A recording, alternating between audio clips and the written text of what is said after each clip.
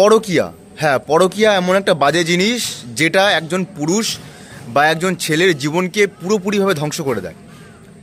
মানে আজকে এরকমই একটা কথা বলবো যে একজন পুরুষ যার বাড়িতে তার স্ত্রী, তার বউ বাচ্চা সব আছে, এবং বাইরের একজন মহিলা যার বাড়িতে তার স্বামী, তার বউ বাচ্চা সব আছে।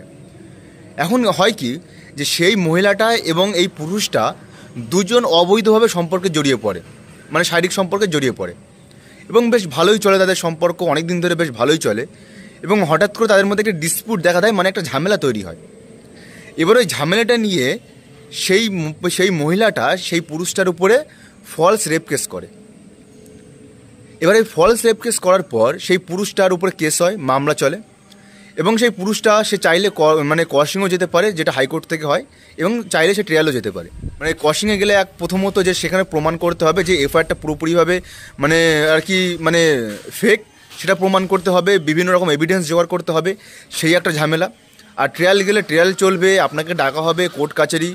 তো বলবো যে এইসব পরকীয়া খুবই বাজে জিনিস, এইসব থেকে মানুষকে দূরে থাকতে সবসময় পরামর্শ দেবো যাতে দূরে থাকে, কারণ এর মতো বাজে জিনিস আমার মনে হয় না যে আর কিছু আছে। আপনার সম্মান সব তো যাবেই, আপনার সংসারটা পুরোপুরিভাবে ধ্বংস হয়ে যাবে।